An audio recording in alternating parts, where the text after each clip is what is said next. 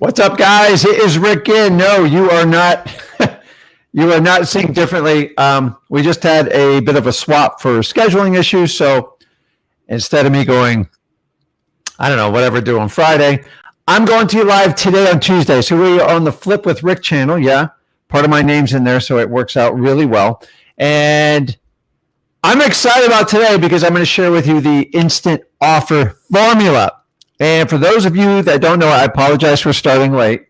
I had some technical difficulties. You guys know I'm not the graphics guy or the tech guy, but the instant offer, I know this better than anybody. So I taught Zach this, and what I want to do is walk you through step by step on how to use it. And the reason why it's so important today, and especially in today's wholesaling environment, is because it works. And it teaches you on how the fundamentals work in wholesaling.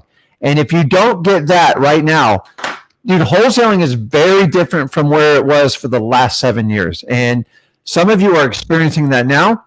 And if you learned from somebody in the last 5-7 years how to do wholesaling, at least consider my 21 years experience doing this. So let me know if you guys can hear me. Somebody's saying we're having some mic problems, but it looks like it's working fine. So, okay. So, anyways, let me jump into this. Let me make sure it's set on the right setting. Okay, hold on. So, guys, before we get started, you know what to do. You got to get pumped up for wholesaling. Let's get it going. You know what to do.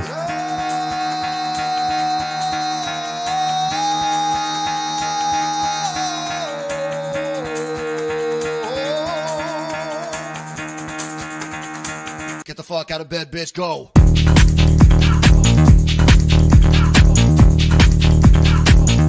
Get up, and get the guy go.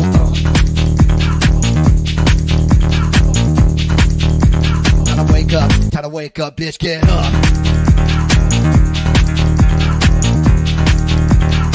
Get up. Get up.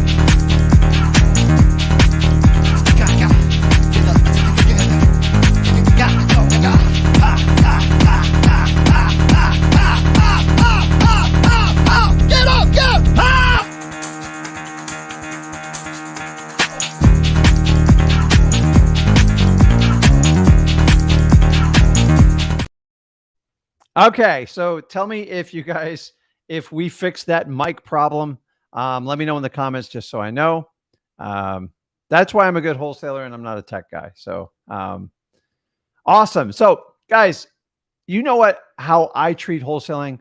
I love this. Someone give me some comments, see if the mic issue is fixed. So I have confirmation on it. Awesome. So I'm a wholesaling guy. This is what I do and what I love. So the purpose of this channel, so everybody's clear and understands, is number one, to give you the tools to get started in wholesaling and easily get you your first deal if you're willing to put in the work and the time. If you want to move on with that journey, I can easily navigate you to your first 100 grand. Why? I did it. I've taught hundreds of people in my local market how to do it. I've taught tens of thousands of people all over the country. And obviously I taught my son at age 16. And what I did is I have a revelation when I taught him is I've simplified the business because most of you way overcomplicate it. And I want you to understand this live today will give you the fundamental tools to get you in the right direction to get not only your first deal in wholesaling, but easily get you through your first year, your first 100K. After that, the sky's the limit. My goal is people like, Rick, why don't you have a coaching course? Why? Because it's so freaking simple how to do this business that you guys are being punked in how this business works. You see, it's you that actually makes the difference. So many gurus tell you, I have this secret way to show you how to do wholesaling. Most of them are just, they're lying to you. The reality is you have to make a huge commitment to yourself. You've got to be accountable to yourself and you got to get going. So there's no secrets in wholesaling. So if you've never done this before, I am here to tell you, I'm going to give you the first place to start. Just go over, do me a favor, go over to freewholesaling.com. And right now we have the June challenge, the 30-day challenge to get you going and get your first deal in 30 days. And my goal is to get you to take action. Yes, I am selfish. I want you to actually be highly successful in this business, and I want you to win. And if you're going to win, I want you to win on your own terms. So I'm selfish. I want it to work out for everyone. So go over to freewholesaling.com. You can get started in there. And as usual, guys, if you enjoy the content today, make sure you smash that like button. And please make sure you subscribe to this channel. If you're going to enter the 30-day, sorry about that, 30-day wholesaling challenge, you have to be subscribed to all our channels, the Flip with Rick, the Rick Ginn channel, and the Zach Ginn channel. And then from there, basically you submit your deals. It's all in freewholesaling.com. Go check it out. Everything's in there. My goal is to get you started. So without further ado, I'm going to attempt to use this iPad to do and teach you the instant offer formula. And it's not complicated. So if you guys can give me 30 minutes of your time, and then what we'll do, you have two ways to connect with me. Number one, you have the comment section. Introduce yourself. Let us know what market you're in. Let us know if you're just getting started with wholesaling. I don't care if you've done your thousands deal. This is a great place to network with people, find like-minded people, and find people. I'm looking for people that have the same passion that I have in wholesaling. I've been doing this 21 years. And honestly, I feel like I just started it yesterday. I love this business. It's amazing. It's not complicated, but most people won't do the simple, consistent tasks you have to do. So today we're going to break it all down and make it simple. Honestly, I think this is probably one of the most valuable live streams you can have, because I'm going to simplify how wholesaling works. I'm not going to show you the car I drive because it's boring. You're going to fall asleep. I'm not going to show you some pimp pad. Dude, what I own is of no value to you. And honestly, I teach you to lose your ego. And that's step number one. If you can't lose your ego, then you can probably never tell the truth. So let's jump into it. I'm going to attempt to switch this thing over here. And so also, guys, on the lives, if you go over to Wholesaling Houses for Real, you can connect. You can do a mastermind one-on-one. I do have some room in there. So just go ahead. It's first come, first serve basis. So you got the comments, you got the mastermind, and just jump on it. So you guys know I am like, when you communicate with me, I'm very direct, meaning I want to get to the truth so I can help you out as much as I humanly possibly can. So keep that in mind when you put in the comments and we go on the live. So let me share my screen here.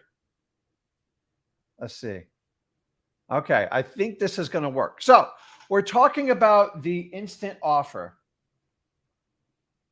And you know what? I am contemplating if I'm going to use my glasses or not, but I'm going to try it without it. I'll slide it up here. So yes, guys, I'm older. I need glasses. If you ever have to ask, well, you'll figure it out one day when you get them in. So we're talking about the instant offer. And here's the really cool part is by the way, I will get to your questions in there. On the instant offer, here's the number one thing people screw up in wholesaling. You ready for this? The ARV. And if you're asking me, what does ARV stand for? It's actually a valid question. It's the after repaired value. What does that mean? In layman's term, it basically means the highest and best use for a property in perfect condition. Maybe not perfect, but ideal. So it would be equivalent to a property that was going to be sold with a realtor on MLS. Does that make sense? Hold on, let me, okay. So after repaired value, if you do not get the correct after repaired value, it doesn't matter what you do in wholesaling, because all the numbers get screwed up. So the biggest thing when people submit a deal to me, they go, oh, here's the ARV. And I always ask them, how did you come up with that number? And I want to know where you got it from. It's that simple. If I don't know where you got it from, now, if you got it from your seller, you can take that information, but that doesn't mean it's the ARV. Guys, let me know in the comments if you think, do you think sellers actually lie to you on what the ARV is? I would say 80 to 90% of them do. It's just the truth. And you have to understand that. So we have to talk about how we're going to do comps on properties. So how do you get an ARV? The easiest way is basically do a search for a comp. A comp is nothing more than short for a comparable. Yes, I write like a doctor, but I earn a lot more than a doctor. So a comp is a comparable. And I want you to understand this. Comp means it has to be similar. What is similar? Same beds, same baths, and roughly the same square footage. And you want to be in the same subdivision for the most part. And then if it's a ranch style house, the same style. Now, an example, if you are comping a 4-bedroom, 2-bath with a 2-car garage, don't compare it to 2 ones. It's common sense. So you have to figure it out. I will tell you, the older houses are more challenging because I've seen people with 5-bedroom houses that are like 800 square feet. So to me, it's common sense. You have to figure it out. So for something to be at least 3 bedrooms, it typically has to be at least 1,000 square feet. If it's not, it's usually a house that's been chopped up. So you also want to keep the same within a 10-year period. Meaning if a house was built in 1990, I wouldn't go past 2000 and I wouldn't try to go before to like 1980. Now, the really cool thing is most subdivision builders build houses in entire lots. So once you go from one neighborhood to the next, you'll see the houses change. Why am I going over comps? I'm not a realtor. I'm giving you the quick nitty and gritty because most of you spend way too much time doing all this stuff. Now, here's what I'm going to tell you. The last thing you have to understand. So the ARV is problem number 1. And then number 2, it always comes down to repairs. Once again, if I don't know what the repairs are to the property you're looking to buy for a wholesale deal, I cannot help you. Why? Why do we need to know the repairs? Because some people discount properties based on what they think the repairs are. And once again, do you think sellers lie to us? They do all the time. Worst case scenario, wholesalers are even worse about this. Never, ever trust your seller or your wholesaler's repair numbers because 95% of the time they are absolutely wrong. And you've got to understand that. So if you get your repair number from the seller, take that information, but try to verify it. And I'm going to give you a tool that you can easily verify. It's at least a guideline to get you started. Now, a lot of you guys doing this virtually, you have to kind of take their word for it. But that's why if you have the chance to get boots on the ground to look at your properties, because the biggest problem with the virtual deals is even if you get the ARV right, if the repairs are 50 grand more than you planned on, there goes all your profit. And I don't want you getting stuck on contracts that don't work. So please never take your seller's repair numbers. You guys are going to laugh, but a lot of times I multiply them by 1.5. So if it's 50 grand, it winds up being 75 grand. In some markets, I actually double it. You got to figure it out what it's in your market to do it. Now, what I'm going to do is share with you a simple, I'm going to get to repairs. Let's talk about comp still. So I got to slide this screen up. Hold on 1 second, guys.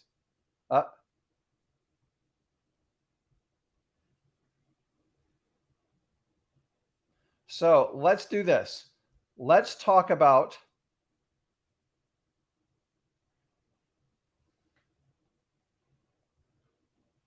okay, good. You can see it. Let's talk about comp rules. Okay. So we already know to do similar, right? Within 10 years. And then when it comes to square footage, I like to look at under air. Now, if you're like Florida, figure out what a pool adds to it. The funny thing, pools used to add 10 or 20 grand value.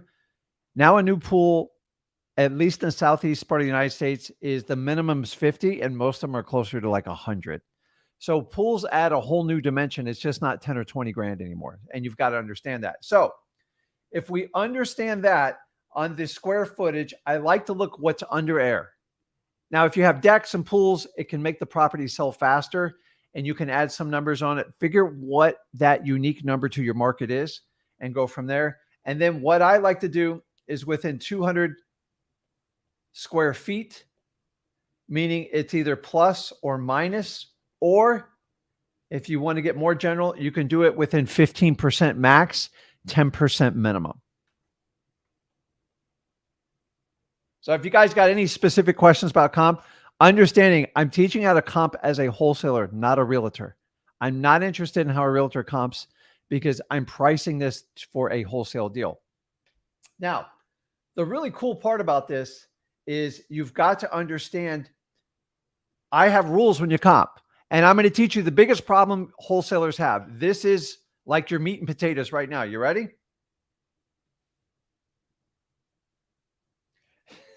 This is crazy. You ready for this? You have to be on the shot clock.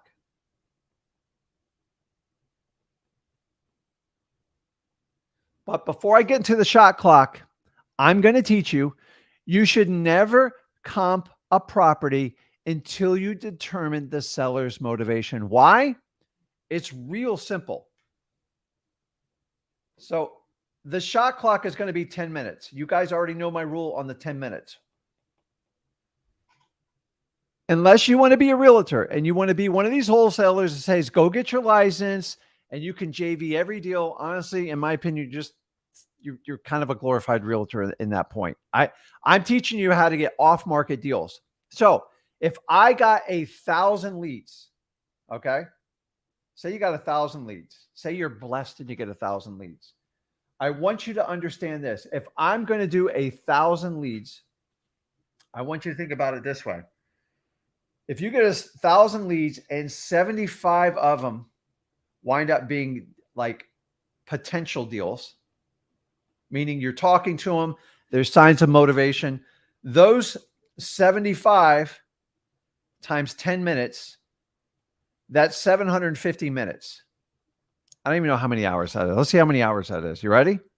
I'm going to show you why this doesn't work, because you're going to be comping all day. So if you cut it down to 75, 750 divided by 60 minutes, that's 12.5 hours of comping. Now for 75 deals, that's not bad. Here's what most of you do. Instead of doing this, you go and do it this way. Say you get 1,000 leads, and then you got to spend 10 minutes with each one of them. And that basically equals what? 10,000 minutes divided by 60. So if you do this, you might as well go ahead and just get your realtor's license, because you just created 167 hours of work. Do you understand what I'm saying? Please stop comping properties before you talk to the seller. It's just a huge time suck. And the only reason you're doing this, number one, either a guru taught you how to do this, or number two, you're following the realtor model. So define what you want to do. But I'm here to tell you, do not waste time doing comps all day. It's just endless. Listen, 12 and a half hours is a lot of time commitment. Now with 75 deals, I will do it. But the reality is, those of you that spend all your time comping, it's just a waste of time. You're wasting time. Listen, if I contact 100 sellers and I get it down to 10 of them that want to talk to me, of that 10, I'll probably get it down to 5 or 6, and then I'll go into a 10-minute comp. Do you understand the way I'm teaching you it? But most of you, because you want certainty and you want to get your offer accepted on the first time, it is the worst way to do wholesaling. You are wasting your time. Do you know a realtor, before they go to every listing, they spend on average 2.5 hours comping? I want you to wrap your head around that. So unless you want to be a realtor, if you're spending more than 10 minutes comping a potential motivated seller, you are acting like a realtor. It's just a waste of time. Guys, the only way you're going to know the sales price is when you actually sell the thing. So you have to buy it at a discount. So if you're not going to get a discount, why are you spending all this time comping your properties? It drives me nuts. And I want you to completely understand that. So let's talk about that. We know we're not going to do that. So how do we get the correct comps? This is easy. I am not a tech wizard. So hold on one sec. I got to slide this thing up. So how do we get the correct comps? Once again, it is not rocket science. So what I'm going to do, if I want to get the best comps, you can simply go online and look at stuff. Remember, you have 10 minutes. So think like a seller. What is it? What is the one thing all sellers look at? They look at Zillow. So just go to Zillow and get it over with. It doesn't mean it's right, but know what the number is, because the seller is going to have that information 9 times out of 10, and you got to be able to deal with it and figure it out. And then you can look at the for sales for similar types of properties, whatever you need to do. You can use Trulia. You can use realtor.com. Yes, that's a realtor tool, but you might as well use it to your advantage. What I like to do is you could also use one of the comp valuing services, listrei.com. I find they have a much more conservative value. You can do something like that, or you can do zacdata.com. You don't have to, guys. In the old days, I had to go to a realtor to get a comp, and I had to tell them to give me the most conservative comp you have. Now, understanding comp is a range. It is a range. And how does a range work? A range has a low and a high. If you can get rid of the high and the low and find something right around there, that's probably going to be your best range. There is never a set number for a comp. I don't know why people like, it's got to be this number. It's got to be that. That's not how it works. And you've got to understand that. So the add-ons, when we talk about decks and pools, find out what's unique to the market you're doing. So if you're doing it local, it's kind of easy. You can figure it out. As I said, in the old days, a pool maybe added 10 grand to my deals. It's completely different now.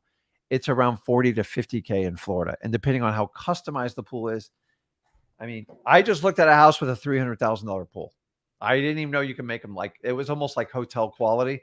It was absolutely insane. So what I want to do is let's go back and let's talk about repairs. And then we're going to dive into the instant offer system. And then we're going to wrap this all up together. I know it's a lot of information, but I'm going somewhere with it. I promise you. So if you don't have this worksheet, it is inside of freewholesaling.com. Go over there. I share it all in there for you. And I want you to take a careful look at this. This is just an estimator. So when your seller gives you numbers, go in and verify it. Like go in and use this chart. And then after a while, you'll get really good at figuring out what the numbers are. By no means is this a fail-proof method. It does have some holes, but for the most part, this is going to cover. And remember, you have light, you have medium, and you have heavy. What do I mean by that? If it's a light rehab and it's 1,500 square feet or less, it should be around 15 grand. And honestly, I would stretch it to 15 to 20,000. It used to be 10. We've updated these numbers. If it was medium, you add another 10. And if it goes to heavy, you basically almost 2.2 of that number. And then it works over as the houses get bigger. And remember, guys, these are cookie cut stapler houses. We're not talking about custom, large, beautiful homes. Once you get past homes over 3,000 square feet, the numbers just get way out of whack. So I don't teach you how to do rehab, but it's important you price in your rehab numbers. Stop taking your seller's number for word. It's usually wrong. It's just crazy. I just take it and I absorb it in and I move on there. So let's talk about how to use the instant offer formula and how you can use it in your business. So let me move this over here. Cover your eyes for a sec because I got to scroll this up. Okay. So on the instant offer,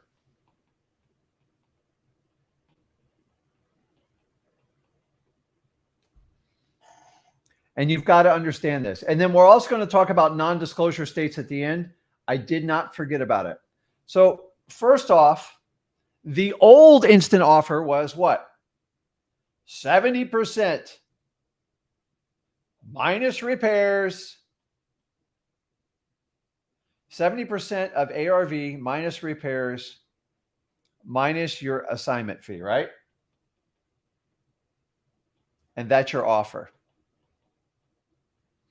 Guys, you know that doesn't work in today's market.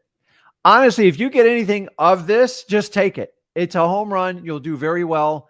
And you need to make it work. Now, a good question here. I'm going to just pop it up because I see it on here. How do you know the difference between medium and heavy? Honestly, it's a very visual and it can be a smell test.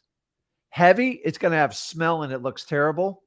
Medium, it looks terrible but doesn't quite smell yet. Light, I could possibly live here. That's how you do the that's how you kind of pass the test on that. Hopefully that helps. So the problem is the 70% was what I was taught when I started. And every offer, like I stuck to it. Like it was just like my life depended on it. And I want you to understand 70% on a very small property, it makes sense. Let me give you an example. Say you had a $50,000 property. Maybe you're in a low market. Most of you aren't. I know that, but I'm just going to give you why this number doesn't work. And say you multiply it by 70 and you make an offer of 35K. Actually looks pretty good on paper. That would be the normal discount. Now, assume the property was, say, $400,000. 0.70, you have to offer $280,000. You guys know if I'm going to go from 400 to 280K, most sellers are going to blow you out of the water. It's just the truth. Okay. You want to know a little bit of secret on the instant offer formula? Is you want to make an offer where you're actually going to make money and it qualifies as a great wholesale deal. Now, my favorite part on doing these, I wish I could. So if you get 70%, run with it. You could tell a monkey how to do that. But now you have to put logical education. What is the difference with today's sellers that wasn't so acceptable 10 years ago? They are armed with information. They have data. They know what their property's worth. So in the old days, there wasn't a lot of information. And by the way, those of you in the non-disclosure states, in my opinion, you have a competitive advantage over your sellers. Why? Because all the information is held private and you can still get that information. And I'll show you how to do it. But when it comes to making an offer, you've got to understand is 70% is an old school rule and it doesn't work anymore. So what is the sweet spot to make an offer? I'm going to tell you right now. Put it in writing. And once again, we want to find an offer. You know what offer really works is if you know what the target price your seller will take and you have a buyer that'll pay more, take it. Like, why do you have to have a 70% rule to do that? So the first thing I'm going to look at is my risk factor when making a wholesale deal. So in the beginning, if you have no money for anything, for closing, for marketing, you're going to have to hustle. And you know what? If you find a house that's the seller takes 50 grand and you can find a cash buyer that'll pay you 53 grand for it, take the profit. Okay. So those of you that are just trying to get your feet in the door and you're very, very limited, you're going to have to hustle, and it's fine. And it's okay to take 1,000, 2,000, 3,000, but you can't do that the rest of your life because you won't make it. So the reality of those of you that have a few more tools in the shed is you can take a little bit more of a risk. So what I'm going to do is, number one, if I have a cash buyer and I've built a great cash buyer list, I have intel. And when I have intel, I know how to take these deals down. I know exactly what my cash buyers will pay for it. And if I have a cash buyer lined up and ready to go, especially in today's market, and say I have a property under contract for 150K and I have a cash buyer and he'll pay me 165K, who cares what percentage you offered ARV? And the reality is the percentage number is actually So if say it's 70% is the old school rule, but what if the ARV is wrong? It doesn't matter what you do with this number because the number's never going to work. And that's why I keep telling you guys, hanging up on the 70% is ridiculous. I will tell you this, most wholesale deals wind up being anywhere on average, if you have a great cash buyers list and you're minimizing your risk, most of the deals wind up between 76 and 83%. Stop focusing on this part of the offer because it doesn't really matter. Now, 83 is about the cap because I want you to think about a seller. What does a seller look for when they go to sell a property? I'm going to show you. We're going to keep moving on here. I got too much in my brain sometimes. So here's the two things. So as long as you focus on the right list, code violations, government lists, there should be forms of motivation in that list. So somebody on one of these government lists, guess what? When they go to sell it, they typically don't want to pay a realtor fee. How much is a realtor fee, guys? 6%, maybe 5% in some markets. They don't want to pay closing costs, roughly around 2%, and that they definitely don't want to negotiate. The negotiation on typically is like 3%, and then they don't want to do any repairs.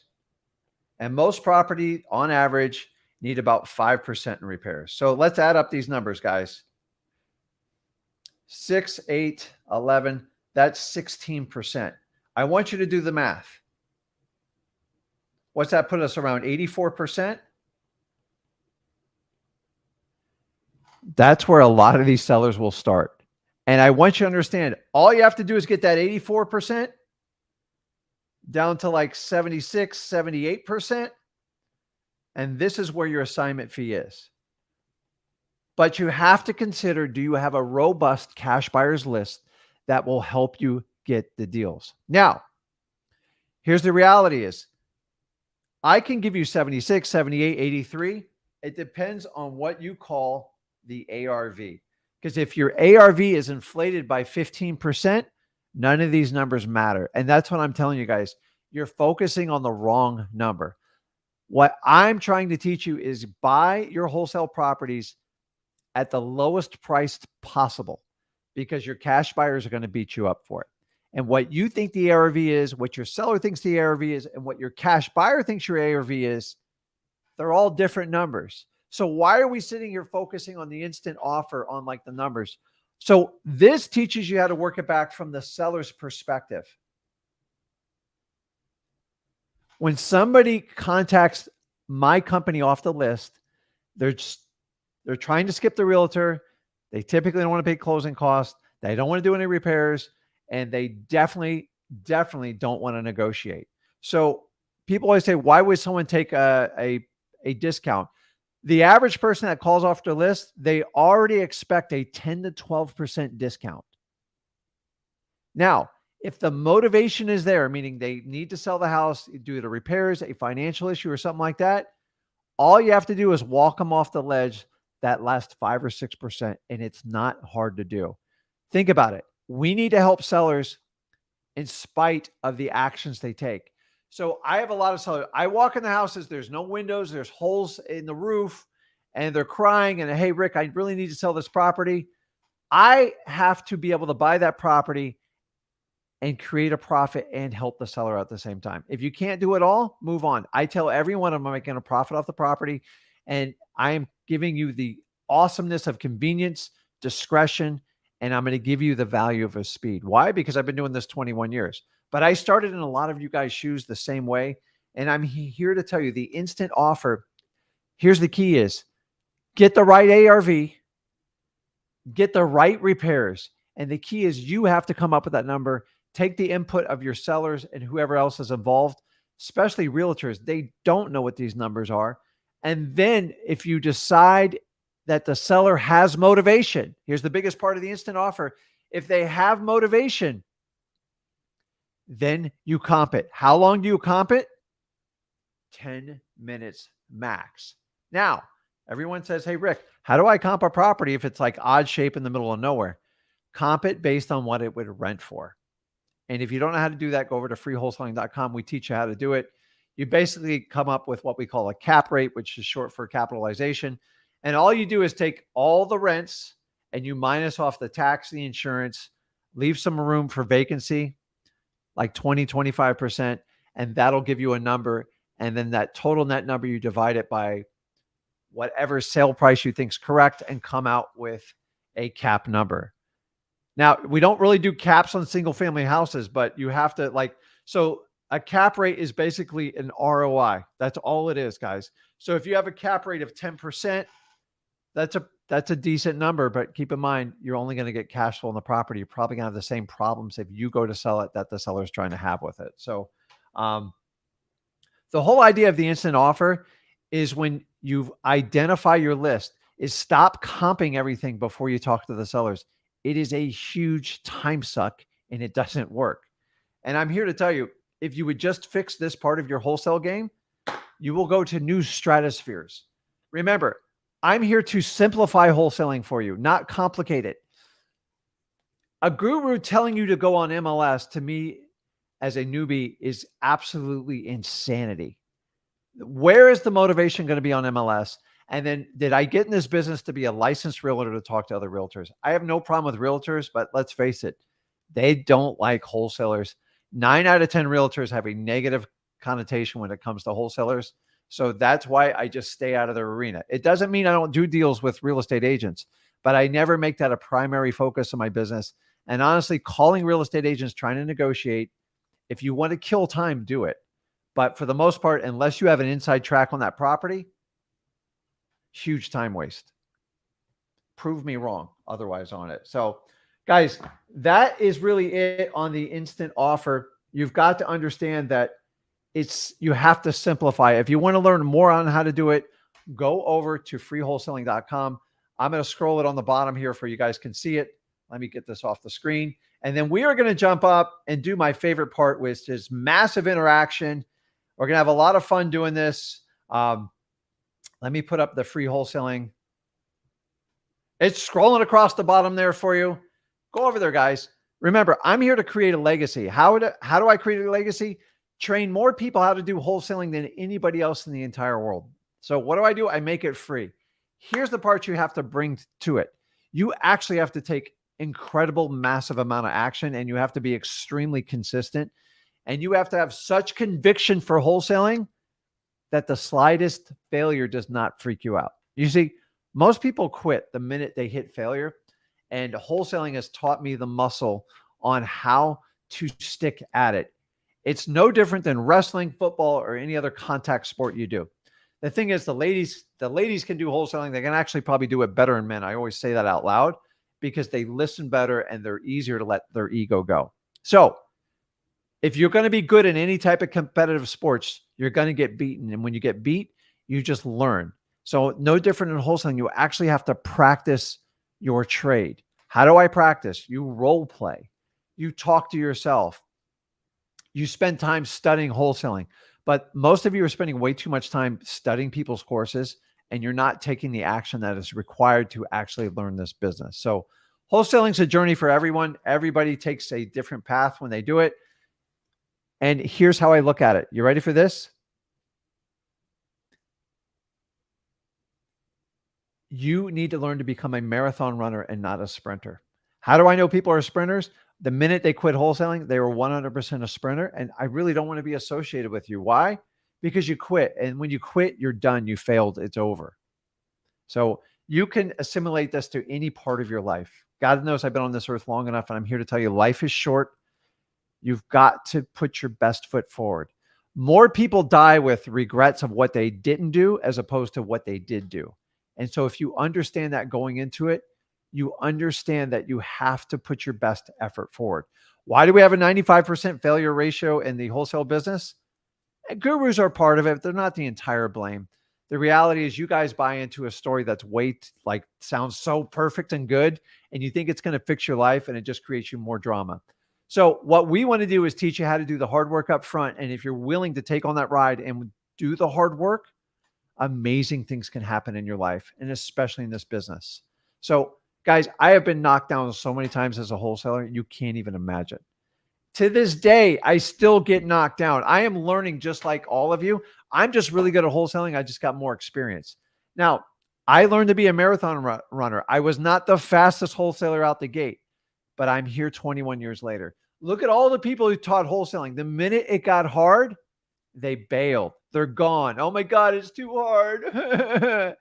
I don't care, man. Like, that is a weak mentality person. And that's the person that tried wrestling a few times. And then they went over to, I don't know, they went over to the bowling team. I got no problems with bowling. I'm terrible at it. So every one of you guys can beat me. And I want you to understand this going forward, that stop spending all this time trying to create the perfect offer. So the instant offer will lead you into the go for no. And if you don't know how to do the go for no, basically means the first time you make an offer, you're looking to get it rejected so you can get a counter from your seller. Rick, why do I want to get a no? Because every guru teaches you on how to get a yes. Realtors go for a yes the first time. I always go for the no. I'm proud of it. You can feature me on any type of news bit media. I don't consider left wing, right wing. I don't give a crap. I have 21 years in this business. I know exactly what works. It works. So you can follow a guru that's done it a year or two. In the last 7 years, wholesaling, I've never seen anything like it. And the reality is, think about this. You had historically low interest rates, right? You had, what else do we have? We had a pandemic kick in, and we had the government artificially keeping these rates like super low. And then you had buyers that were willing to pay above market prices. Guys, those weren't wholesalers teaching how to wholesale. They were just glorified realtors. It's just the truth. So that's enough of my rampage. So anybody wants to talk about making offers, if you guys want to argue with on me, or if you want to like help it, but remember, I got 21 years doing this. The reality is, if you just take the information I shared with you, which is a lot, but it's all over in freewholesaling.com. Guys, I want you to check it out, and let's jump into it. So let me take care of a couple messages, then we're going to jump on the lives, and we're going to go from there. So EG say, Rick, you think it's a waste of time calling agents for off-market properties? No, on-market properties. On-market properties is just a huge waste of time. Why? Because they all want top dollar. So now you've got to filter an agent. You're never going to get true motivation, even if it's there. I'm okay, but like so here's the perfect, and I love this question. Here's the best way to work with realtors, which no other wholesaler ever talks about. Go find realtors that will spend time and talk to you. How do you do it? Just cold call them like you do anybody else. It's easy to get their list and say, listen, do you enjoy working with investment type properties? Simple question like that. And when you get that question, find them and meet with them. You're going to have to make hundreds of phone calls, and then you train them for what you're looking for.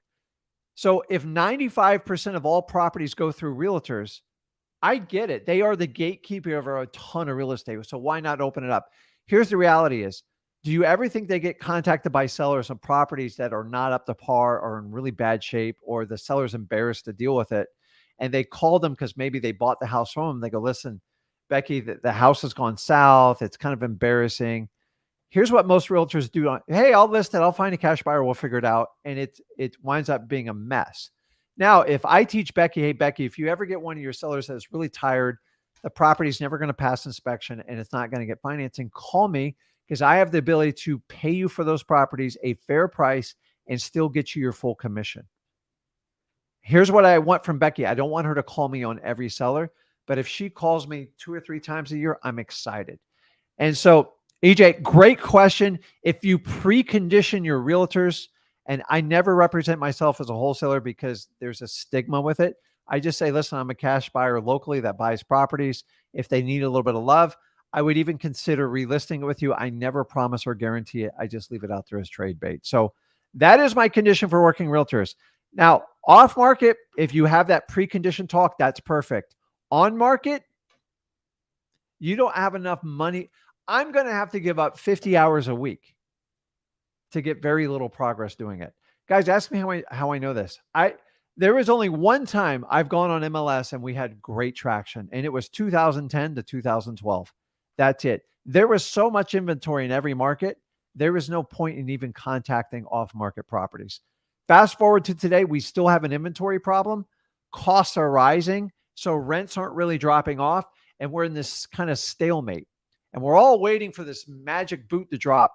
I have no idea what's going to happen. So I'm going to always focus on motivated sellers so I get the right deal. I am never acting as a realtor. I have nothing against realtors. My wife's a realtor. I love realtors. But for wholesaling, we deal with motivated sellers and off-market properties. Every now and then it winds up through a realtor or on market, but it is the exception. It is definitely not the rule. So I want you to understand that going forward. Let's see. Let's see. Don't worry too much about property descriptions. That's like realtor stuff. So I'm just double check. I tagged a few questions there.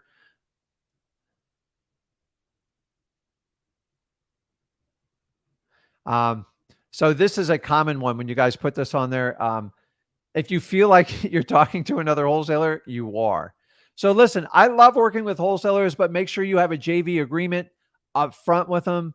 But honestly, in my opinion, try to find motivated sellers on off-market properties. It's just a better way to do this business. We get all tied up into it. Okay, let me jump over to lives. Let's see. I missed. He says, gurus generalized information isn't the process for flippers, investors, hold. Yeah, guys, I only represent wholesalers. So guys, wholesalers are completely different than flippers, investors, speculators, agents, gurus, and everything. And if you understand that, that's what we do. Somehow wholesalers always get wrapped up in like fix and flip guys and buy and holds. No, wholesalers have the first shot at every deal. We always have the first and best shot. What you do with it is completely up to you. And I want you to understand that without wholesaling, honestly, I don't believe the creative financing market would work because you got to find people that are motivated, that have problems. Yes, there are houses where they owe too much money and a creative solution can work. But the best way to get involved in creative financing is start out in wholesaling. There's this big misconception out in the market right now. Just why deal with wholesalers when you can just be a creative financing person?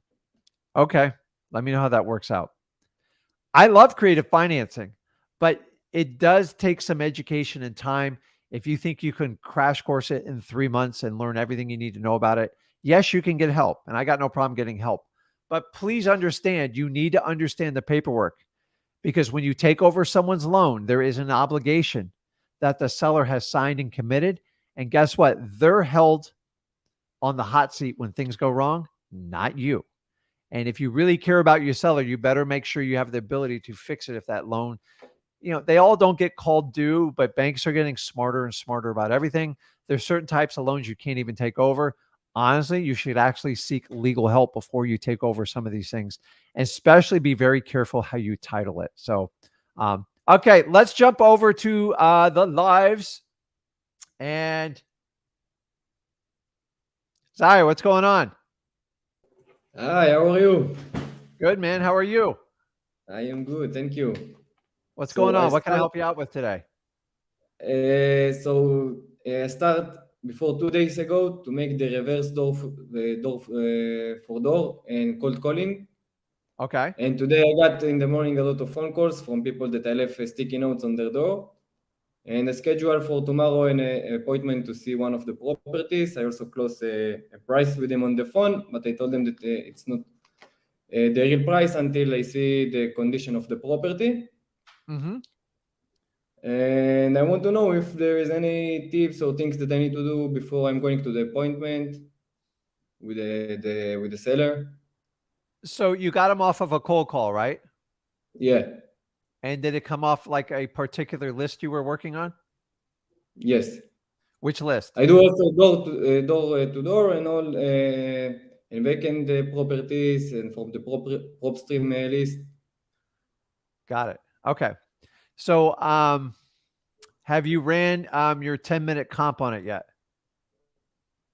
Yeah, I did some comps, but actually I'm going over there tomorrow to the appointment with my cousin. He's a real estate investor in the area that I'm working.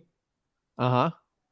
So I'm going with him because he has more experience than me, and he can see the condition of the property, and maybe we Okay. can close the deal with him, you know?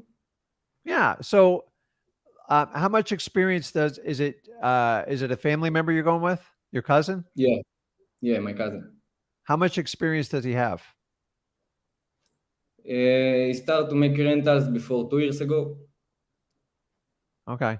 So just make sure that you'd be surprised. Sometimes family is very it's interesting. They can throw you off real quick. Most of you guys will break rules for family and nobody else. So just understand, because family gets a credibility level that I can't attain. So I am never going to be your family member. But please, here's the one thing, just please listen to the cardinal rules of wholesaling that me and Zach teach you, because I've been doing this 21 years. I did not create this overnight, and I made a lot of blunders along the way. So if just make sure you understand your rules, and then if he doesn't agree with him, you talk it out with him. Now you got to respect family, but I find a lot of you guys get steered by family because they've known you much longer than me or Zach, and it can guide you in the wrong way. So I have no idea what your cousin's credibility is with wholesaling in 3 years. I mean, that's a decent amount of experience, but just No, he's take all the investor. information in, and you have to make the right decision that's best for you and your seller. Okay. Does it make So, sense? like, it makes sense. Yeah, I have a lot of experience from the sales industry, so I'm really believing, like you said, like keep it simple and go by the rules. I believe in your experience, but my cousin is an Yeah, investor, not a wholesaler. He's investor, so he's being the buyer side, you know. I got it. So remember, he has different objectives than you do. So just understand Yeah. that going into it.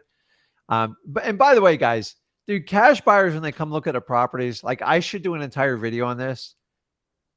They down talk properties and try to make you feel bad. Just here's what I do whenever they like naysay the properties. I go, listen, just don't worry. I got another guy coming in 20 minutes. Like I just do not go down that rabbit hole when they try, because they're trying to manipulate you for price.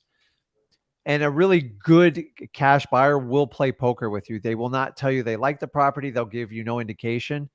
And I always tell them, listen, call me back by 5 and let me know if you're in or out. I never give them an opportunity to negotiate unless I have no other competition. So what time's your appointment tomorrow? Is it today or tomorrow? Tomorrow at 11 a.m. Tomorrow Okay. morning. So you know what the game plan is going in, right? So just you're meeting with the seller at the house, right? Yes. It's a So vacant property. just make sure you go through the correct processes we teach you, and don't cut corners because your cousin's there. Remember, you got to leave your ego at the door and don't let them screw your deal up. So if they can help you out and he can help you out with numbers and what you can resell it for, I would use that. But when it comes to working with the seller, cash buyers have no idea what we have to do as wholesalers when we negotiate with the seller. You understand that? Okay. Yeah. They're terrible at it.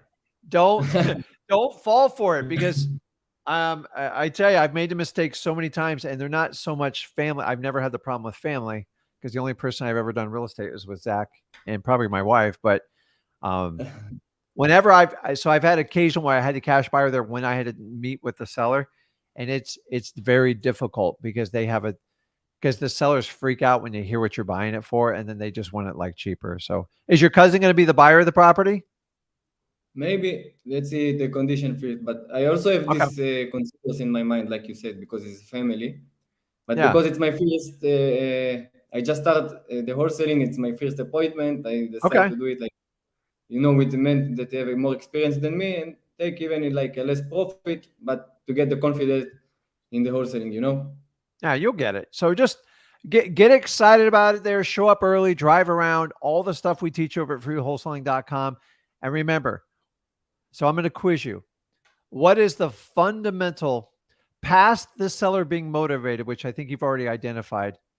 What is the one reason why me and Zach get so many good wholesale deals, especially me over the last 21 years? What is my key ingredient with sellers on why I get good deals? Why is it? Sum it up for me. To find the motivate sellers that need to sell. So they're motivated. That's key number one. So when I'm going to meet with them, if you had to sum it up in one or two words, go, what is the difference between me and everybody else when I meet with a seller? I'm putting you on the spot. I know, but I'm trying to teach you. Yeah, it's okay. You give them the I'm going to put it solution on the for their screen right problem. here. You ready? Okay. Michael Fox got it right. It's rapport. Turn rapport into a conversation and people will love you for it. Why? Because everybody's so like automatic. Let me send you a text. Let me send you an email. To sit down and get to know people and connect with them will give you the front running position. And if you understand that, that is the key part. Do not treat the seller like a number. Don't let your cousin try to just start talking numbers. Go in simply and talk clearly and communicate to them like you are with me, and you'll be fine. And I always start out with every seller. I'm going to help you get this house sold one way or the other. And sometimes it's not me. Sometimes I can't fix all their problems. So understand that when you go in, you have to find a way to connect with them. You're going to use family pictures off the wall, look for their hobbies, everything, and then just tie it all into together and get into it. And everything's at freewholesaling.com. So you got it. So you found a motivated seller. Now you have to find a way to build that rapport and turn it into a conversation. And if you get those two things on every wholesale deal, you will be in this business 20 years plus. I guarantee it. If you skip those two things, you'll probably wind up being a realtor. Ask me how I know. So you got it. Any other questions before we check out here? I don't have any questions anymore. Okay. Thank you very Go much. get it. Okay. Zai, go get it and update me on the next live stream when we're out there. Okay. Okay. I will let Okay, you bud. know. See you later. Preston, you there? Preston. Preston, calling 123. I'll come back to Preston. Andres, you there? Yes, sir. Can you hear me? Good, man. How you doing? I'm doing good. I'm doing good. Thank you for asking. What can I do for you? Hey, yeah. I've been joining the lives usually when Zach is on. Yeah. Um, yeah, he had been helping me out with a seller that was in a 55 plus community. Well, Okay.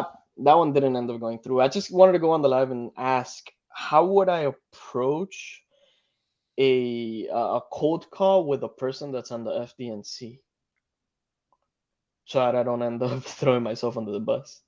I'm sorry. They're on the what? The F? The do not call list, the federal do not call list. So they tell you, hey, you're on a person with the DNC, or you're calling somebody that you know that's known on the DNC. I have call tools, and it tells me when their number is registered. Well, I mean, you so number one, if you already have the data, you have to decide what risk level you want to take. Mm-hmm. In the beginning, honestly, most people just don't care. Like, I'm not here to give you like legal advice on it, but the amount of times I've been threatened, I've actually been dragged to hearings for this. So I'm not the best example for it, but I Right. was abusive. Like I fully admit it, and I had to sign off. And like there's certain things I can't do when you're young and you're working on a small list. It's not like the end of the world. Like usually you're going to get Okay. slapped on the hand to move on, but like you're in a different type of world. So if you have, to be honest with you, some of these softwares are just, they're kind of counterproductive because everybody starts to freak out like, oh my God, they're on the do not call list. The easiest way to overcome someone you connected with that's obviously agitated and pissed off, just kill them with kindness. Oh, I'm so sorry. I don't know how you got on the list. I am going to take you off my list right now and take them off your list. Right. But here's the problem is, there's people out there, they like make a living on doing this crap. And Yeah. I follow it's a guy not on that TikTok. they don't make a living. They just get off on it. Like I'm just going to tell you, they will call. I've had them where they've called me over 100 times. I'm going to get you. They never get me, by the way. The only time I've ever had a problem is when an attorney reaches out or sends me a legal correspondence. Then you've got some issues you got to deal with. So do not spend hours trying to contemplate if you're going to call it. Just come up with your MO and just go through it. And if you get somebody on the DNC list, just say, I screwed up. I'm so sorry. Start fake crying, like whatever you got to do to get out of it and move on and just respect them. So, but if I had to sit there and sort every list based on that, it's mind blowing. Right. But if I'm just starting trying to get my first deal, I'd rather you focus on chasing down motivated sellers. Right. As you get in a more scalable system, then you're going to have to deal with those issues, because if not, they will bring them to your doorstep. And I want you to understand that in the beginning, it's not a big deal. I'm not giving you legal advice. If you're I know. like I know. some people like, but It's all like good. Yeah. I ignored it the first 5 years I did it. Like, and my son he probably made over 1 million cold calls. Towards the end, we had to deal with it. So at some point, Yeah. you will be tackling it. And I'm not going to tell you the fine's pretty substantial. So it's discouraging enough where I ain't doing it anymore. But in the beginning, I mean, I had years of warning. So I don't know. I guess it's the entrepreneur, the rebel, the cowboy, and all us wholesalers. So it's like I just wouldn't spend a lot of energy in the beginning on it. It's not going to make you any money. Yeah, because So I've been pulling lists from PropStream, Mhm. usually vacant property lists, and then lean lists. And for those, yeah, I don't call FDNC because they're, there's a lot. But I recently finished my Driving for Dollars list, and basically all of them are on the do not call list. Now I don't want to just throw away that list. So yesterday I started calling them. And the first person on the do not call list I called was a motivated seller. So I yeah. don't, I feel But like I listen, should guys, keep on if calling. you're just super nice to people and like, oh my Yeah, God, I'm just like, I'm a kid. I called you. I'm so sorry. Like 9 times a day, dude, it takes a lot of work to chase people down legally, like to yeah, do that list. yeah, And then I used to have attorneys that would send me like automated letters. I just ignored them till I couldn't anymore. So I'm just telling you, do not spend the beginning of your effort doing it, because I didn't even know what a DNC is when I started out. And then they put it in the midstream while I was learning wholesaling. And you either had to take a path of ignoring it 100% or complying. And you're going to have to choose which one you do. Because right. here's the reality. Are you really selling anything? And I get it. You're That's not, the do not thing. call. I'm like, I'm not. So you get in this argument, but some states are more proactive about it than others. Um, Well, I'm in dude, Florida. we I don't used to know. do RVMs. I got to tell you, RVMs, probably one of the most unbelievable tools a wholesaler could ever have. We are Right. completely outlawed in Florida. I've Yeah, I signed heard. off. I settled with the state. I can't afford it anymore. But I tell you, I made millions doing it, and I paid a hefty fine. But it was like, you ever see those companies? You ever see the guy that got busted for, the guy that calls you with the warranty on your car crap, automated robocall? Yes, yeah. He I got a made lot like, of them. I want to say it was like 100 million robocalls. Now, here's the funny thing is he got hit with I think it was like 80 or $100 million fine. But what you guys, he made billions of dollars doing it. Like, you don't care. You ever see these companies that get these huge fines? Like Wells Fargo just got a ginormous fine. Fox News just got fined like a staggering number, hundreds of millions. Like, it's fine. Our viewership's up. Like, it's a cost of doing business. So just be Right. careful. In the beginning, you don't really have that leverage, but if you're just kind to people and you're sweet, Yeah. but like a driving for dollars, oh, I would call. I don't even care if they're on the DNC. Think about it. Yeah, You have a exactly. high I spent probability. time on Why that. wouldn't you do that? So Yeah. And don't actually don't this overthink it. This is where I right. teach you where we make wholesaling much more complicated than it is. Your problem is you've got to get your deals done and you got to put profit in your bank account. So spending too much time Right. trying to figure out DNCs and like, I can't call this person, that person. Screw it, man. Just dive in. Yeah, like for bigger lists that I usually put like 1,500 contacts, those Yeah. I really don't care about. Yeah. DNC, I try to avoid them. Uh-huh. But for this one, it just felt wrong to avoid them since, it's almost 300 contacts and like half of them or more than half of them were on the DNC. So I felt like it would have been a waste of money Yeah. a waste of effort, more like, Well, and also skip chasing you'll and you'll everything. never know till you try. So you got Yeah, to like no, figure it out. So it's you got to, once again, everything in life comes down to your risk tolerance. Why do we do wholesaling? Because we can minimize our risk and make a ton of money, and it's a proven path. I love when people go, oh, wholesaling is a scam. It's only a scam because you work a 9-to-5 job. That's the biggest scam I know in the United States. So Right. there's no real risk in doing this. So don't overthink this. Just get past this part and make a decision, move on. Somewhere down the road, you'll be in a position where you actually have to deal with it. And you got to Right. decide, do I want to pay? So just to let you know, $25,000 to $50,000 fines were common for me. And it just got to the point it just wasn't worth it anymore. So, but in the beginning, dude, I had thousands of people. I'm on the do not call. I'm like, I'm so sorry. I'm going to take you off that list. I'm appalled you're on this list and I'm going to fix it. And that fixed 99% of them. Right. Well, I approach them very generally. I don't give them my name unless they ask, and if they do ask, I give them my nickname. So what I do is I tell them, hey, sorry to bother you, but I actually drove by your property. I can't remember when exactly it was, but I Yeah. had a question. I wanted to know if you had any plans Yeah. for this property. That's it. And then they'll answer like, oh, no, I don't want to sell or whatever. So far, I No, you haven't got had it. anybody tell me that, oh, I'm gonna sue you. I'm still waiting for that day because I know So, it's gonna happen. so by the way, like I'm the king of this. When someone announces they're going to sue you, they're not very good at what they do. So if you truly want to sue someone, you never tell them. Hmm.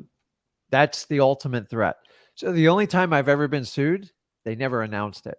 The people that threaten me every day, and there's a lot of them watching this stream, I'm sure, they never have the guts to do it. It's an empty threat. Like I've been around in life. I'm going to sue you. You have no idea what a lawsuit entails. They're expensive. They take a lot of time, and you're put on the spot. And the thing is, there's a lot of people exposing scams out there. You guys can check it out, like CoffeeZilla, all these other places. And the Right. funny thing is, when they get sued for defamation or something like that, the lawsuit opens up what they call discovery. And now you can cross-examine people's bank records, phone calls, everything. And so like people fall for like this bait and switch all the time. I'm just telling you, when someone tells you to sue, 9 times out of 10, they're bluffing. Right. Wealthy people don't announce to you they're going to sue you. They just hand the paperwork to the lawyer and get it done. So Right. you'll get a cease and desist letter. That to me is a valid threat. And then they sue. But people go, I'm going to sue you. I'm just like, okay. Yeah, okay. Because Yeah. it's like ridiculous. So you're going to put up a $15,000 retainer to prove your ego right? Go for it. I love to see it. I don't care. Right. You have to have a case in a court of law. So, dude, stop overthinking it. You got it. Yeah, for sure. Also, this also ties into my next question. The guy that did answer that was on the DNC list that he was a motivated seller. He owns a 4-unit small building here in Miami. Okay. I joined the live late, so I missed the part where you're teaching on how to come up with the ARV on that. Can you just give me a small rundown? So it's real simple. You're going to have to comp it with like type buildings. So if it's a fourplex, match it up with a fourplex. I know Miami's intricate. I spent a lot of time there. You're it's going to be sometimes it's hard to find similar. So a lot of them you're going to have to figure it on the rent rolls.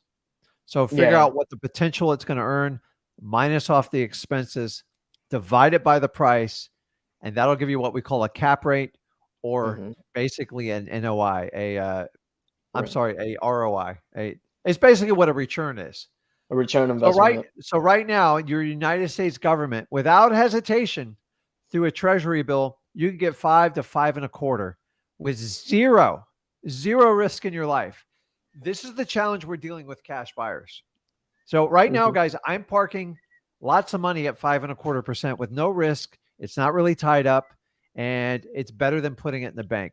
People who put money in a bank, like you're crazy. But it just the bank doesn't pay you anything. I'm not worried about the bank folding because the government stacks up. So if I get 5.25 with no risk, and then you show me a unit that's earning 8 or 9%, depends on like the neighborhood and everything else you have to do. I'm here to tell you, Miami's one of the rare exceptions. It's not the easiest place to do comps. Yeah, it's So you horrible. need to find out if there's any motivation for the guy to sell it. And then you need to find cash buyers who are willing to pay more. It's really that simple, Mhm. but you're going to have to find like-minded properties. Do not duplex to a sixplex, anything like that. So look in that area and try to find a similar One. So a fourplex in Right. Miami. Is there a lot of multis in that area? Yeah, there's a couple.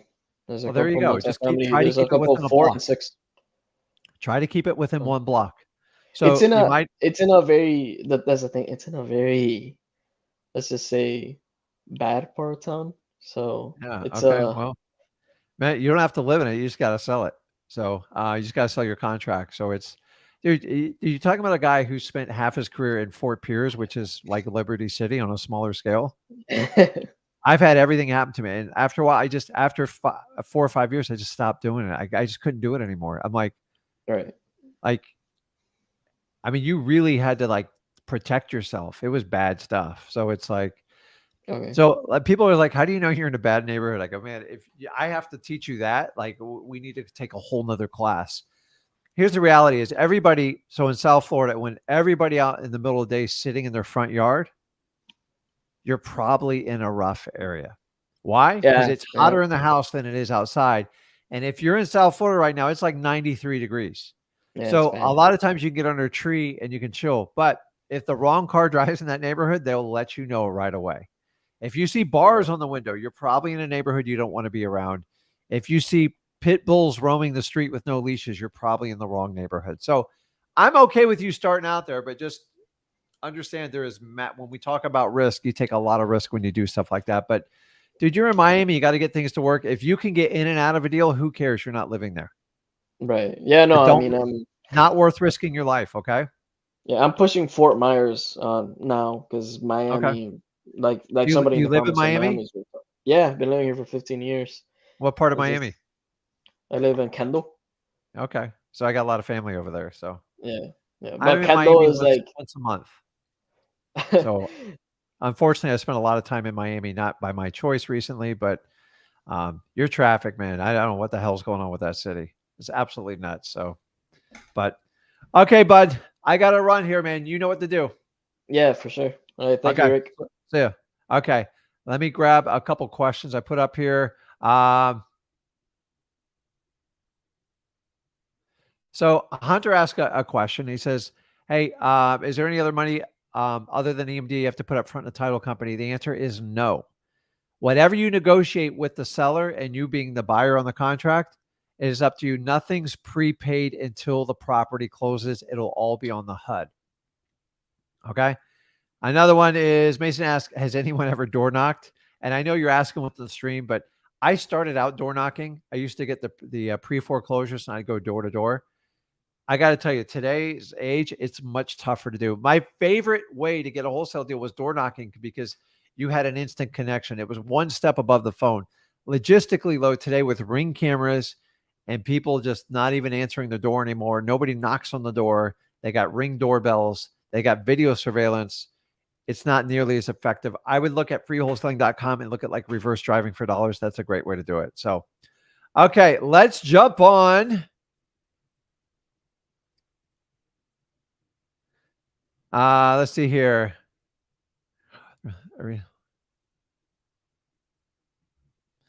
One last question. I'll jump on the lives. He says, when you work with a realtor on a deal, what do you offer the realtor for a reasonable fee? And what do you call the payment? So the payment's called, it's not a consulting fee. It's always a commission with the realtor. There's no other way unless they have an equity stake in the property. Then that's kind of be like a JV partner. But for the most part, the reasonable fee, it's whatever you negotiate. So it really comes in how involved the realtor is. So if I pre-train a realtor and they bring me a motivated seller to go, listen, I sold this guy a house 10 years ago. He wants me to sell it. The house is kind of trashed. His wife's really sick. Listen, the house is worth 300,000. I'm telling you right now, he'll sell it for 180. He's not going to take a penny less. The deal's done if you'll do 180. And then the realtor will say, what will you pay me for this deal? And you just negotiate. And if it's a great deal and you do the math and you can make some good money and you've got a buyer lined up for it, all realtors, most of them want 2 to 3% on average. I've paid them as high as 10%. But if they bring me a deal where I have to spend zero marketing dollars, I don't have to sit there and negotiate with the seller, I will make them very happy. Now, if I have to do all the work, I'll equate to a finder's fee of like $1,500. anything under $1,000 with a realtor, like they're going to bring it to somebody else and they'll never bring you that type of deal again. So take care of your realtors, and the amount of work and effort that they bring the deal to you usually coincides on how you're going to pay them. It makes it that simple. So, okay, let me jump on here.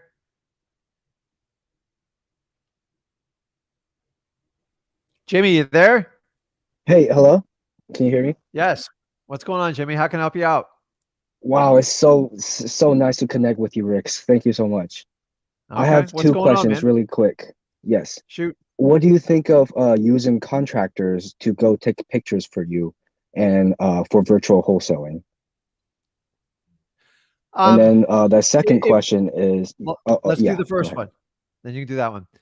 Contractors are they're a blessing and a curse at the same time. The problem is, a contractor will do it for you in hopes of what they want. So if they take pictures of you, what do you think the trade-off is going to be? I wouldn't mind paying them $50. I know, but like a contractor is never going to get rich on $50 taking pictures. They want For the a free job. bid? Okay. They Yeah. want the job. So, and by the way, contractors are pretty bad at taking pictures unless it's for their own bidding. So if you have a personal relationship with the contractor, that's great. But the problem is if you over promise the contractor, sooner or later they're just going to leave you. So he's not in it for the $50. He's into it so whoever buys the property will hire him to do the repairs. You have to understand that's not going to be you. That's going to be your cash buyer, and you don't have much. A lot of the cash buyers have their own contractor crews. So it's a bit of a risk because he'll probably do it 2 or 3 times and quit on you. It's just the truth. The best way, in my opinion, if you have to use them in a pinch, you can use them in a pinch. I'd rather use like an ex-realtor agent or like a property inspector because that's what they do and they're fine. $50 is a lot of money. You understand most contractors, 10, 20 grand is what they're bidding on the property. So I think he's hoping to get deals out of you. So my favorite way to work for contractors is give me your failed bids in my market. And if I make an offer and I buy it, I will pay you a marketing fee or I will tie you into the rehab into it. I never promise it. I offer it. And that's the best way to work with contractors. But just understanding if you do it, he's probably going to quit after about the 3rd time doing it because it doesn't turn into work for him. Make That's really sense? great. That's really great knowing the contractors could be a resource to get deals too. Well, that's how you look at it. Go, listen, here's the deal, dude. Like, one of my favorite ways is failed contractor bids. And most people overlook it. Listen, contractors are not the easiest people to work with, but when you're working with them on that side, every contractor, what do they want? They want to get they want to do repairs, whatever work to turn it into profit for them. So just like a realtor wants a commission, that's what all contractors want. If you guys think they want anything different, if you ever went and got your contractor's license, it's brutal. It's a lot of work. It's a lot of liability for them. And so I did that exact same thing.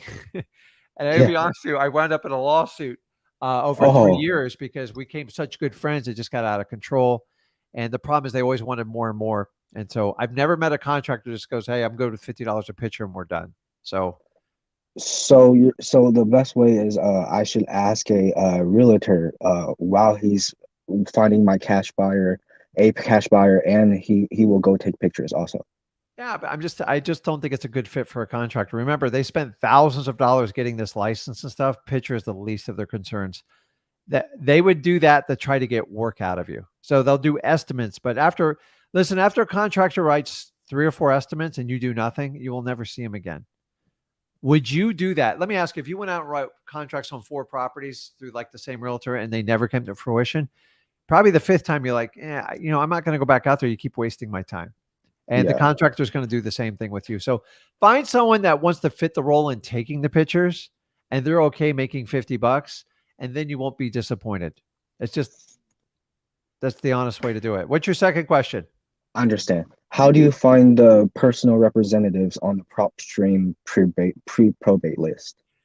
So you're not going to find them in through PropStream and listrei.com because the reality is you've got to find that at the courthouse level.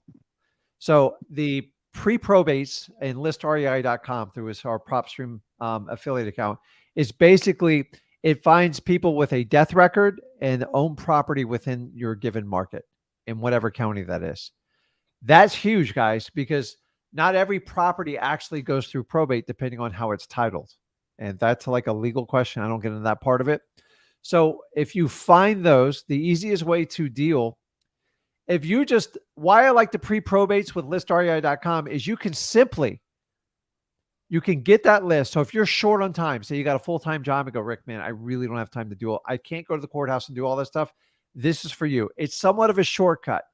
It's not nearly as effective as the courthouse, I'll tell you up front. But if I get that list, the simplest way, instead of looking up all the PRs, if you want to look up the PRs, you're better off going straight to the courthouse. This list I run once a quarter if I'm not doing the courthouse, and I just mail on it. So if John Smith died, instead of me going through that tedious task and I don't have time to look up the PRs, I'm going to put on the letter to the estate of John Smith. And typically the PRs going by and checking the mail once a week, once a month, they'll get the letter. That's for people with limited time that don't want to go knee deep in the probates. That's what the pre-probate list was designed for within PropStream. And it has huge value. It also catches properties that don't actually formally go through a probate process, which a lot of properties don't. Some properties with corporations, sometimes certain types of trust, depending on how they're titled with the joint tenant, all sorts of things can happen with it. So if your approach is to use the pre-probate to make it simplified, then simplify your approach to it and just mail to the estate of John Doe, and you don't have to do all that other stuff. If you want to dig into the PR, my recommendation for you is then do that weekly at your local courthouse. It's much more precise. You'll get a better response, but the trade-off is you got to put a lot more effort and work into it. And if you understand that going into it, that's what you can do. Now, some people do the courthouse locally weekly. Some do it bi-weekly. And then other people will take the pre-probate and they run it once a quarter. So in my business, we do the weekly courthouses. Some of them we have to do bi-weekly. It's painful and expensive. And then the other one, when we do the pre-probates, we pull them once a quarter. Why do I do that, Rick? Isn't that cross-contamination? No, because the pre-probate through PropStream catches some properties we don't get on the probate list. Make sense? Yeah, it makes sense. What if it's virtually though? Well, you have limited options. So unless you have someone helping you pull the list, then you could do the pre-probate, which is a great strategy. Just mail it to the estate of John Doe. Simplify it. Because figure out how much time it's going to take you to get. So if you can get the PR information easily, then do it. But if it's too much, like balance your time. I'd rather you be chasing other leads and then just kind of, we call that like a shotgun approach. You just kind of throw out a net and see what happens, and it's fine. But the problem with the pre-probate list is it's not a list you pull every month because it's very redundant. So every quarter it usually rolls over, but every month you got like 60, 70% run over from the previous one, and you kind of waste time and energy in it. But guys, I just tell you, like, this is how I run my business. I look at it, I'm like, I'm not going to keep mailing to the same list of this exact same people. That's stupid. So if you're doing it virtually, I like the pre-probate approach. I don't know if, unless you can easily get the PR's information online, I would probably avoid that a bit. Thank you so much, Rick. Thank you so much. Man. I really appreciate you. I'll see you, man. Laura, are you there? I am. Hey, Rick. Thanks. How you doing? I'm doing great. Thank you. How are you? Good, good. What's going on? What can I help you out with? Yes, I'm so excited. I actually just watched a few videos about land, about wholesaling land. And the last one I saw that you did was great. You spoke about where to find, these plots of land, and it was I forgot the name of the list, but it was like a different website and stuff. But my question is in regards to the pricing and how to come in with a good offer to the seller that's going to really work, like basically a comp. And that is where I'm kind of curious as to knowing more about that, because you don't have the house, you're looking at the land.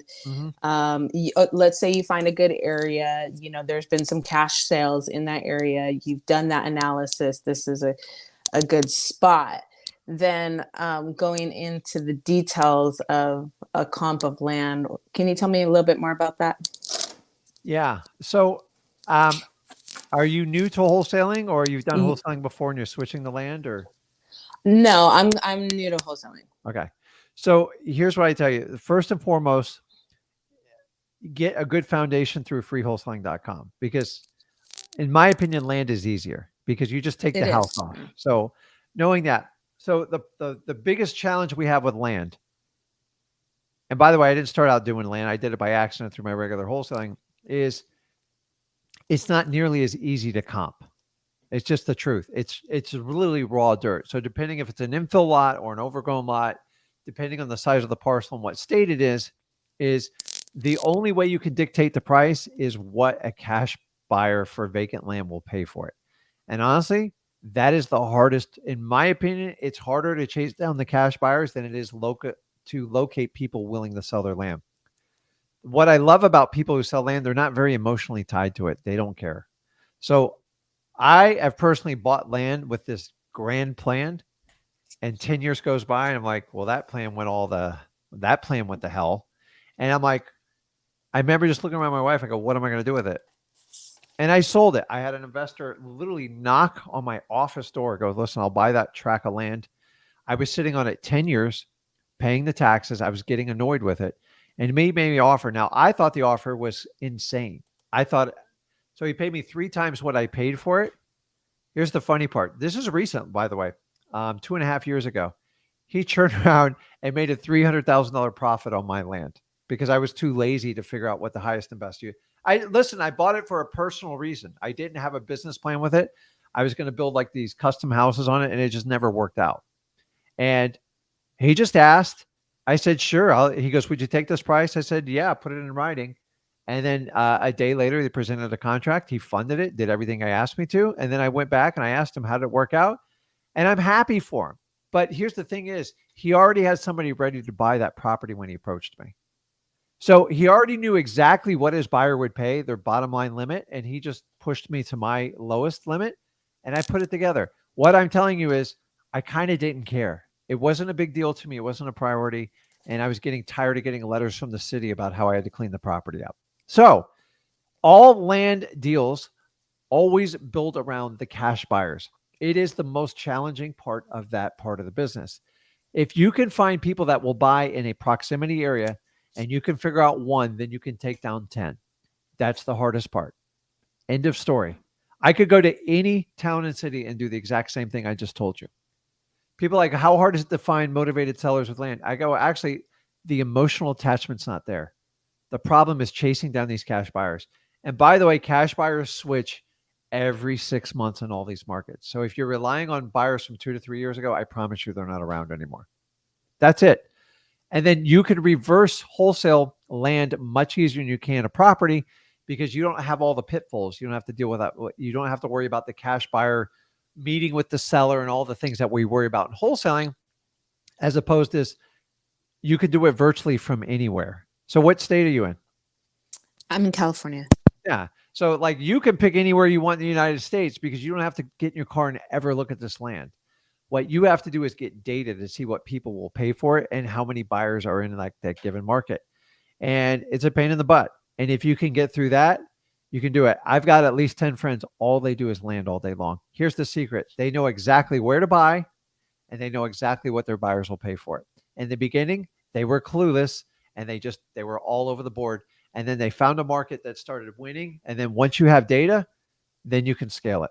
And that's all you do with it. If you like to talk to people, but what I love about land is there's that emotional connection is kind of removed and it makes it easier. And then I don't have to deal with all the inspections, you don't have to deal with repairs with land either. Right. Now, That's typically on the smaller deals, you're going to make less money and some people get turned off by it, but like, don't limit yourself. I do land all the time. I have to shift the focus a lot more to the buyer than I do the motivated seller, because in land, they don't even have to be like crazy motivated. When it comes to single family properties, they do have to be motivated to put a deal together. I always stand by that. With land, you make someone the right offer right there and they say yes, and you send them a contract and they sign it, and you got someone that'll pay 10, 20, 30 grand more, you just put up a great deal without like the traditional wholesale fight. But the energy you're going to have to do is put into the intel of the cash buyers for that given area. And then every time you move an area, you got to do it all over. And it does take manpower to do that. And it's exhausting. So, but it works very well. What do you mean by manpower? Are you saying that? You got to make a lot of phone calls, a lot of connections. You got to call a lot of realtors. And Right. it all takes time and energy to do that. So Got I it. would like to tell you could just click on these websites or go to these social media groups and get it. But the reality is you're actually going to have to put in the hard work and call these people. And you have to follow up with phone calls. It's just a pain in the butt. It really is. I'm not going to lie to you. So it's a different kind of satisfying, but it works. And if you do it long-term and you can find a market and find that niche, you can run with it. An example, just, what was it? 2020, during, that great epidemic, I pushed hard on land because we had some limitations with inspections for obvious reasons. And I did this just locally in Port St. Lucie. I went out and contracted 32 pieces of land and I sold 15 of them all in a 90-day period. Never left my desk. But here's what you guys don't understand. I had 3 people helping me call all day. And like we were putting all the data together, and I worked with realtors. So realtors are actually an asset sometimes with land because they can help you find cash buyers to buy those properties. So it's always there. And then I love going to other markets and do it. And once I get some intel, I can figure out how to do it. I love to dive. From a virtual standpoint, land is absolutely amazing. And especially if you're in the state of California. But we teach you how to do it all in like freewholesaling.com. You're just going to spend more energy chasing down the cash buyers than you are on the actual sellers. Awesome. Thank you, Rick. I Okay, appreciate no it. problem. You got it. All right, Okay, have a good one. awesome. Okay, guys. So here's what we're going to do is make sure you smash that like button before you get off this. Make sure you subscribe to this channel. Go over to freewholesaling.com right now. Get involved in the 30-day challenge. I'm depending on you guys because I want you to take action. I want this to work for you. You can do it. I believe in you. Remember, it's up to you to take the action. You have to be accountable to yourself. Wholesaling works. I've proved it over the last 21 years. It's up to you. Go ahead and take that action. Let's get it going. And guys, those of you in Flip with Rick Plus, I will see you on the stream right after this. Have a good one, guys.